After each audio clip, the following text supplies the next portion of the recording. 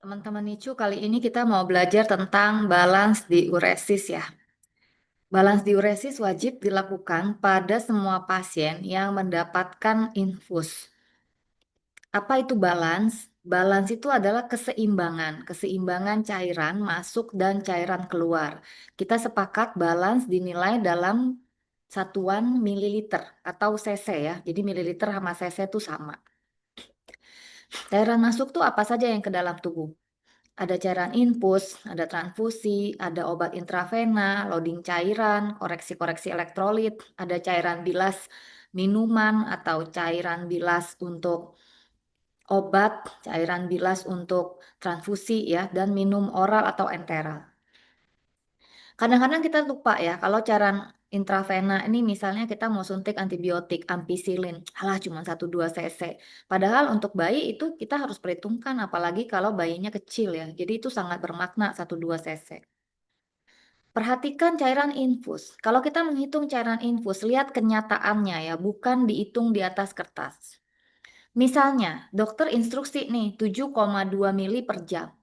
Oh, saya mau menghitung 10 jam. 7,2 mili dikali 10 jam berarti 72 mili. Padahal selama 10 jam itu infusnya bunyi-bunyi. Trenet, trenet, trenet, obstruksi. Saluran infusnya bengkak. Jadi sebenarnya tidak masuk ke dalam badan bayi. Itu harus diperhatikan. Masuk apa tidak infusnya? Jika teman-teman tidak punya infus pump atau siring pump, biasanya kan akan dituang dulu ke buret gitu ya. Dari dextrose 10% misalnya dituang ke buret untuk dilihat. Ini habis nggak sih? Kalau saya rencanakan 7 cc per jam, harusnya 4 jam udah masuk 28 cc lah, kira-kira 30 cc. Kok ini nggak turun sama sekali? Itu. Kemudian infus tercabut, ya diperhatikan, dilihat apakah masuk atau tidak cairannya. Transfusi, semua transfusi harus dicatat sebagai cairan yang masuk. Mau PRC, faktor koagulasi, TC, krayo, albumin ya. Termasuk jika ada pembilasan jalur infus. Saya cuma bilas 1 cc, tetap harus dihitung semua cairan yang masuk. Obat intravena ya, kalau di drip biasanya pelarutnya harus besar. Banyak antibiotik yang kita berikan dengan cara drip. Baik itu di bolus maupun di drip tetap harus dimasukkan. Nah, loading sama replace cairan. Kalau loading itu biasanya kita kondisinya pasiennya shock, hipovolemik, terjadi gangguan sirkulasi, kita mau pemberian cepat untuk mengisi volume dalam pembuluh darah. NaCl 0,9%, biasanya 10 kali berat badan. Nah, kalau replace biasanya banyak cairan yang sangat kehilangan sangat banyak, kita nggak boleh nunggu shock, nggak boleh nunggu dehidrasi, ya ganti aja. Contohnya pada bayi-bayi dengan ileostomi, high output stoma, ya kita ganti dengan cairan kristaloid. Pemberiannya biasanya dicicil ya, tapi ini juga harus tetap dimasukkan ke dalam input. Kemudian minum, volume minumnya apa, jenis minumnya apa, ya ditulis di catatan, di balance tuh ditulis. Nah, kemudian kita bicara cairan yang keluar. Apa saja yang harus kita perhatikan? Output stoma, ada BAB cair, ya ini ada muntah, muntah darah, ini ada residu lambung, urin, drain, dan yang terakhir adalah IWL ya. Output stoma, lihat. Ada ileostomi, ada kolostomi. Kalau ileostomi, itu usus kecil yang keluar ke dalam kantong stoma. Kalau usus kecil, dia kemungkinan akan cair, bahkan ada susu, minum, keluar susu lagi. Jadi sangat rentan terhadap dehidrasi, harus diperhatikan jumlah cairannya. Kalau terlalu encer, jangan langsung dibuang, ini harus dihitung dan harus dimasukkan ke dalam balance cairan. Tapi kalau tinja padat kayak gini, nggak usah ditimbang-timbang, nggak usah diukur ya. Ini tidak masuk ke dalam balance cairan. Lalu ditulis juga di catatan perhitungan balance warnanya selain jumlahnya ya, lalu bentuknya. Nah, kalau encer sekali, hati-hati karena kalau iliostomi ini kan stomanya terhubung kepada usus kecil. Padahal yang menyerap cairan itu usus besar. Jadi dia nggak lewat usus besar, udah keluar. Jadi seperti apa cairan tinjanya? Encer banget orang dia nggak lewat usus besar ya. Hati-hati, bahkan ada yang keluarnya juga sama-sama susu, saking high output stoma.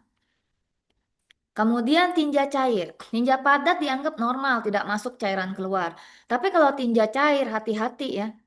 Hati-hati diare yang sangat banyak, lalu kelihatannya bukan penyakit, padahal sebenarnya diare itu harus di-replace.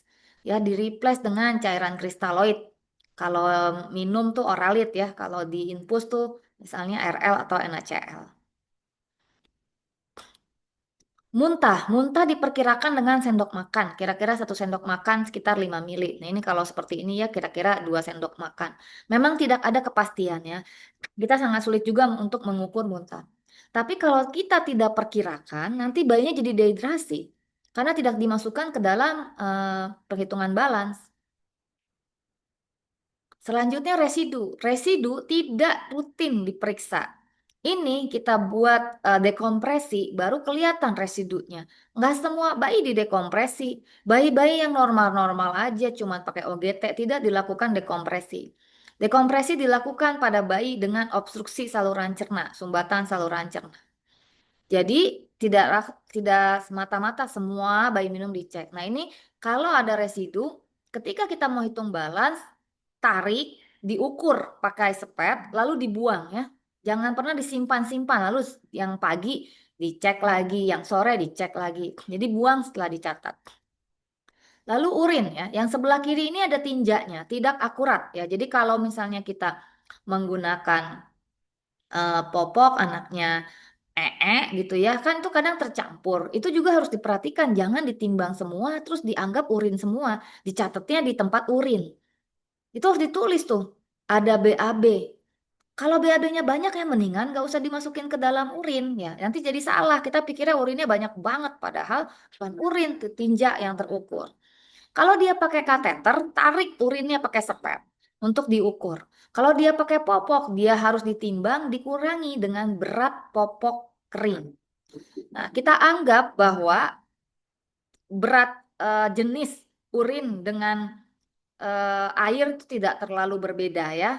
Jadi kita anggap gram sama dengan mili supaya mempermudah. Kalau ada warna yang tidak normal ya catat ya. Nah, ini contoh perhitungan popok. Ini popok ada urinnya ya, ditimbang 49 gram. Ini popok yang mereknya sama. Perhatikan ya, kita menguranginya dengan popok yang mereknya sama, ukurannya sama.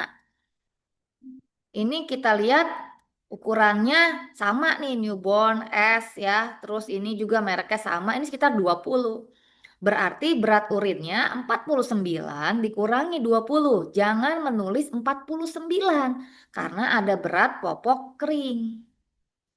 Urinnya 29 ya. Drain, misalnya habis torakotomi terpasang drain atau dialirkan habis operasi laparotomi besar, kita harus diukur juga keluar cairan drain ya. Ini termasuk ke dalam perhitungan balance. Nah, yang terakhir apa yang keluar? Insensible water loss. Ini adalah cairan yang hilang, cuman kita nggak bisa ngukur, nggak bisa ditimbang kayak popok ya, nggak bisa diperkirakan seperti muntah. Contohnya, saat kita bernapas, saat kita mengeluarkan udara napas, itu juga ada air yang keluar, keringat dan termasuk penguapan dari kulit. Ini rumus yang dipakai di NICU ya, berdasarkan berat badan bayi. 750 gram sampai 1000 gram 82. Makin tua, makin gede badannya makin kecil. Rumus IWL-nya. Kenapa? Karena kulitnya kan juga makin tebal ya. Ini contoh, kalau dia beratnya 1200, lihat di tabel. 1200 adanya di sini nih. Di antara 1000 sampai 1250 berarti rumusnya 56 dikali berat badan. Berarti 56 dikali 1,2 karena dihitungnya pakai kilo, bukan pakai 1200. Hasilnya pakai kalkulator 67 mili selama 24 jam ya. Rumus ini untuk 24 jam. Contoh yang kedua, kalau 2500 gram berapa? 2500 berarti kita pakai rumus yang di atas 1500 yaitu 26. 26 dikali 2,5 hasilnya 65 mili per 24 jam. Ini adalah perhitungan IWL. Diuresis. Diuresis adalah menghitung berapa kapasitas urin yang diproduksi oleh ginjal. Nilai normal dia biasanya di atas 2, angkanya di atas 2. Cara ngitungnya begini. Jumlah urin dibagi dengan berat badan bayi dalam kilo dikali jumlah jam urin itu diproduksi. Nah, ini saya kasih contoh supaya teman-teman tidak salah. Jam 6 pagi dia kencing, ya, popoknya ditimbang itu 10 cc kira-kira. Jam 10 popok ditimbang urinnya kira-kira 15 cc. Berarti 15 cc ini berapa jam? Dari jam 6 sampai jam 10 karena produksi yang 15 cc ini dari jam 6 kan jam 6 udah diambil popoknya yang penuh ya kan.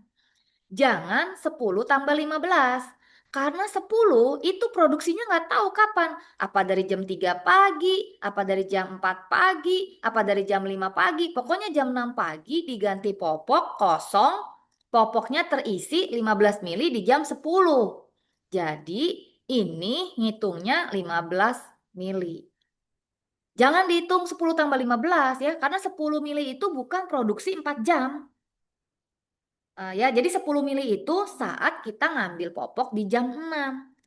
Saat jam 6 pagi popoknya diambil 10 cc, itu kan dia kencingnya bukan di jam 6 itu, ya kan? Bisa aja kencingnya di jam 5, jam 4 dan sebagainya. Jadi menghitungnya yaitu 15 mili. 15 mili ini berapa jam pipisnya? 4 jam, 10 dikurang 6 karena pas ganti popok jam 6. Ganti popok jam 6, diukur jam 10, berarti 4 jam. Berat badannya berapa? 3,2. Masukin ke dalam rumus. 15 dibagi 3,2 dikali 4. 15 dibagi 12,8 sama dengan 1,1. Kita bilang bahwa agak sedikit. Ya, di bawah 1 kita bilangnya jelek. 1,1 nih agak sedikit. Kenapa ya? ASI-nya kurang atau bayinya ada loss. Kecuali teman-teman berhitung 24 jam. Ya udah pokoknya setiap keluar cairan, masuk cairan di rentang 24 jam itu itulah yang kita hitung. Tapi kalau kita mau hitung per shift atau per 4 jam, per 3 jam, itu harus diperhatikan ini urinnya urin punya jam berapa ya. Kalau urin yang punya jam 6 ini bukan urin yang dia pipis di jam 6. Dia pipisnya sebelum jam 6 karena ganti popoknya doang di jam 6. Nah, teman-teman ini ada latihan soal ya. Langkahnya adalah kita mesti lihat berapa jam kita menghitung balance, kita hitung semua cairan yang masuk dan keluar, kita lihat hasilnya positif atau negatif, lalu kita lihat seberapa bahaya positif dan negatif ini untuk bayi, kita bandingkan dengan berat badan. Nah, ini adalah soalnya. Teman-teman silakan stop dulu, pause dulu videonya, lalu coba dikerjakan. Nanti kita akan bahas soalnya setelah teman-teman selesai. Nah, coba kita bahas ya. Bayi berat badan 2,3 kilo, minum 8 kali 10, infusnya 8 mili per jam. Tetapi di jam 9 infusnya bengkak, baru terpasang lagi sekitar jam 10. Kita lihat ya, perawat menulis nih 8, 8, 8, 8, 8 ya. Tulisannya ada berapa? 1, 2, 3, 4, 5, 6, 7, 8. Tulisannya ada 8 kali. Tapi sebenarnya kita menghitungnya itu dari jam 15 dikurangi jam 7. Jadi kalau jam 7 kita hitung jam 7 1 jam kan belum. Dia akan jadi 1 jam setelah jam 8. Jam 9 2 jam. 10, 11, 12, 13, 14, 15. Jadi 8 jam. Jadi kalau infusnya tidak bengkak kita hitungnya 8 jam. Tapi karena infusnya bengkak dan belum terpasang infus, maka kita hitungnya sebenarnya 7 jam. Ya, kita lihat. Jadi sebenarnya dia 7 jam. Ya, jadi jam 7 sampai ke jam 8 itu bukan 2 jam loh. 7, 8, bukan gitu hitungnya. Jam 7 sampai jam 8 itu hitungannya 1 jam, ya kan? Nah, 1 jam, 1 jam, 1 jam. Oke, ada 1 jam di mana dia tidak terpasang infus. 7 dikali 8, 56 mili. Minum ASI berapa? 10 tambah 5 tambah 10, 25 mili. Berarti cairan masuk 56 mili ditambah 25 mili, 81 mili. Sekarang cairan keluar, urin 12 tambah 10 tambah 23. 12 tambah 10, 22 tambah 23, 45 mili. Ditambah dengan IWL, cairan yang tidak terlihat, tapi kita bisa ukur pakai rumus. Total IWL-nya adalah pakai rumus, karena dia 2,3 kilo, kita pakai yang, kita lihat tabelnya, ya. Kita lihat tabelnya IWL, kita pakainya 2 kilo lebih di atas 1.500, kita pakai 26. Berarti kita pakai 26 dikali berat badan, 59,8 untuk 24 jam. Tapi kita menghitungnya 8 jam saja. Artinya kita mesti hitung pakai rumus. 8 dibagi 24 dikali 59,8, kira-kira 20 cc. Karena ini untuk hitungan 24 jam. Sedangkan kita mau menghitung balansnya selama 8 jam, dari jam 7 sampai jam 15. Jadi kalau 24 jam itu, ini 60 lah ya, soalnya angkanya jelek. Kalau 24 jam itu sekitar 59,8, maka 8 jamnya 20. Cairan keluarnya, urin ditambah IWL, 45 ditambah 20, 65. Langkah ketiga, balans 81 dikurangi 65 sama dengan 16 mili. Harus ditulis tanda plusnya. Plus dan minus pada balans harus ditulis. Jadi kita tahu balans berapa? 16. 16 itu positif. Artinya dia lebih banyak cairan yang masuk daripada yang keluar. Nanti kita lihat berbandingkan dengan berat badan. Ini saya mau kasih contoh. Kalau berat badannya 3,5 sama berat badan 700 gram dengan balans yang sama, artinya berbeda. Jadi kita tidak bisa berhenti terakhir di balans berapa? Positif 200, positif 40. Lah kalau positif 200 berat badannya seperti kita 50, 60 kilo, nggak ngaruh. Tapi positif 45 pada bayi 700 gram, ini bahaya banget. Ya, bahaya banget, ini overload. Jangan-jangan dia ada gagal ginjal, jangan-jangan cairan infusnya keguyur dan sebagainya. Tapi buat si bayi 3,5 kilo, ya kalau 12 cc per kilo per hari nggak apa-apalah gitu. Seperti itu balans diuresis ya, ini sangat penting, semua bayi harus dicek balans diuresisnya apabila terpasang infus. Dan yang lain sesuai dengan kondisi medis tertentu. Terima kasih.